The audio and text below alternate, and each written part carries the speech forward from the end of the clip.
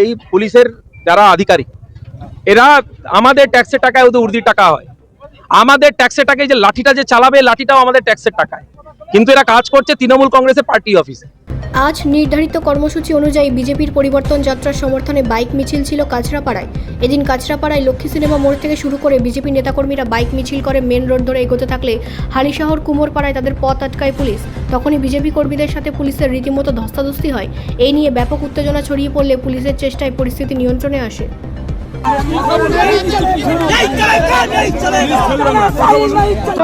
সমর্থনে আপনাদের bike rally আটকানো হলো, কি বলবেন? দেখুন, এনাদের কাজই হচ্ছে এটা। তৃণমূলের অফিস থেকে পরিচালিত এই পুলিশের যারা আধিকারিক এরা আমাদের ট্যাক্সের টাকায় ওদের উর্দির টাকা হয়, আমাদের ট্যাক্সের টাকায় যে লাঠিটা যে চালাবে লাঠিটাও আমাদের ট্যাক্সের টাকায়, কিন্তু এরা কাজ করছে তৃণমূল কংগ্রেসের পার্টি অফিসে। তৃণমূল কংগ্রেসের পার্টি অফিসে বলে দিয়েছে বিজেপির র্যালিকে আটকে দিতে হবে, এরা আটকে দিয়েছে। এর উত্তর মানুষ দেবে। শীর্ষ নেতৃত্ব আমাদের বলেছেন এখানে অবস্থান বিক্ষোভে বসে থাকতে হবে, যতক্ষণ ওনারা বলছেন আমরা বসে আছি, পরবর্তী পদক্ষেপ আমরা তাদের থেকে শুনে নেব।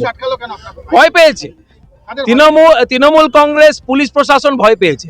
এখন লড়াই হচ্ছে মানুষ versus Trinamool, BJP versus Trinamool নয়, মানুষ ভার্সেস তৃণমূল, মানুষ ভার্সেস পুলিশ প্রশাসন।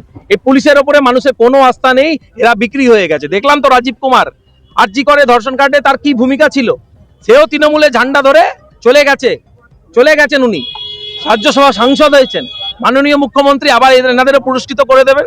টাউন সভাপতি তো কোনো ইজ্জত নেই, আইসি এখন টাউন চালায় আর সিপি এখন জেলা চালায়। এনারা বেকার এই তৃণমূলে যারা কর্মীরা বেকার ঘুরে বেড়াচ্ছে, কিছুজন টাকা কামাচ্ছে, কিছুজন কিছুই পাচ্ছে না।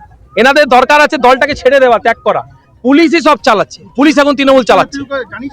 নিশ্চিতভাবে আমরা জানিয়েছি, উচ্চ নেতৃত্ব অনেকে এখানে উপস্থিত আছেন, তারা নির্দেশ দিয়েছেন আমাদের অবস্থান বিক্ষোভ চলবে।